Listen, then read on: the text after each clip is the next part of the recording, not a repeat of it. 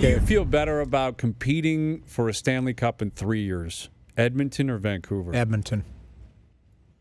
Two players, superstars. And I know Pettersson and Besser are great players, but the other guys are... I got to go Vancouver. I hate to disagree with the guy that saved my life. Okay, but who's... Because, honestly, I watched this what is it, Koskinen? Koskinen, yes. I don't like this guy in net at all. I don't think you're winning a Stanley Cup with that guy. But I don't like who's in net in Vancouver either. I mean, Markstrom's had a good year. I don't think he's Andre Vasilevsky. I would go Edmonton my as well. eyes pop out of my head when I watch Koskinen. I hear you. I understand that. He's a pretty good goaltender. He's got some skill there. Well, or maybe they're just that bad in front. I don't know what it is, but I see the goals and I'm like, God. Well, you can't go on the game they played the Leafs. They were terrible that night, and the Leafs were good. I'm not going on that. I'm just going on when I watch them. I'll say I think the spine of the Edmonton Oilers is better than the spine of the... And what I mean is the core. Right. Like who you think you're building around for 3 years? Is better than Vancouver. I agree with that. I totally agree. I agree with that. Here's the only thing that pops into my head when I start thinking that is Daryl Cates. Is the owner of the team. Yeah. That said, the owners in Vancouver I don't think are much better. I think they meddle as well. I think they get involved. They play the superfan role. So I'm not sure I trust either ownership group. But Vancouver, I will say this, and Ray would be able to speak to it more. But Vancouver has some players coming. This Quinn Hughes sounds like he's going to be a player. Like they, I maintain this, and I'll be wrong on different situations, probably on this one as well. But we're seeing the league turn around very quickly now. It's not 4 or 5 years if you've got young players and you can infuse them and if you can manage things properly. And that's a giant if, because you just said ownership and how things and cap situations. But the league turns around quite quickly, and it's about infusing those young players. I think Vancouver's got some really good young players. Well, but that's why I'm saying 3 years, a decade ago, if you were one of the worst teams in the league, you'd be like, all right, what's our 5-year plan? Yeah, exactly. Can we ever dig out of it? And we saw it in Toronto. Yeah. We've seen it in Edmonton. 3 years ago, they were saying what they were saying. 3 years prior to that, they were saying what they were saying. Yeah. Joining us now on the Maple Toyota Hotline, here's Ray Ferraro. Ray, we just threw this out spontaneously on the fly, but we'll ask you, in 3 years, who do you think will have a better chance at competing for a Stanley Cup, Edmonton or Vancouver?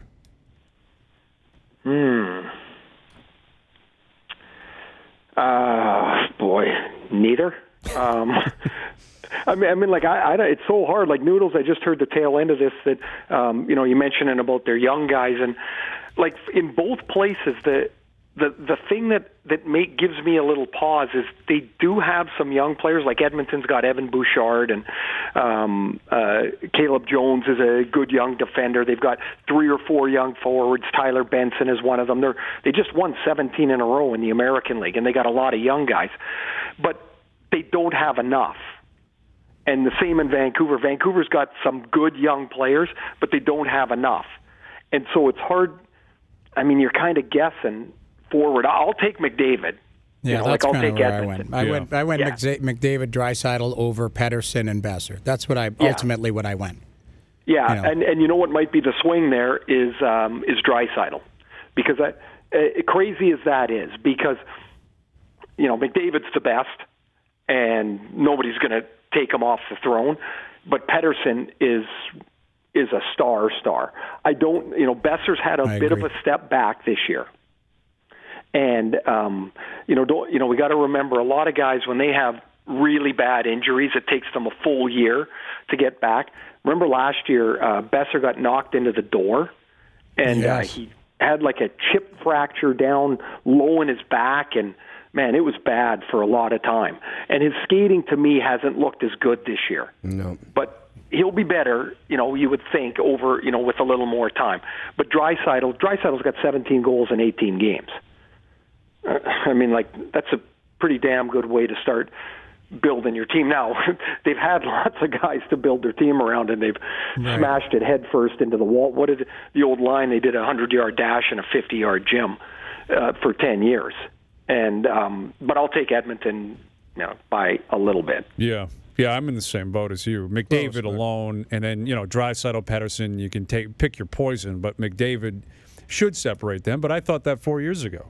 4 years ago when he got drafted, I'm like, oh, these guys are going to be rock stars, and we all see what's happened. Now, Chiarelli, well, usually it's like the superstar comes to a team, and the team turns it around, and they're in the playoffs or hunting for a cup, but it's just... I still maintain, though, this league has so much parity. Like, look at Colorado.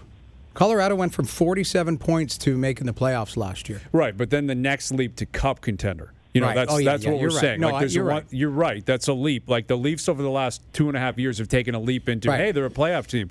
Can they get to that top level right now and be a cup drafting and developing is a big part of that. And honestly, quite honestly, who Edmonton hires, their next hire as a manager, it has to be a progressive, bright person with a big spine to stand up to a lot of different things. And he has to have the keys to the car. Right. He has to tell the owner, give me a bunch of money and then stand over there.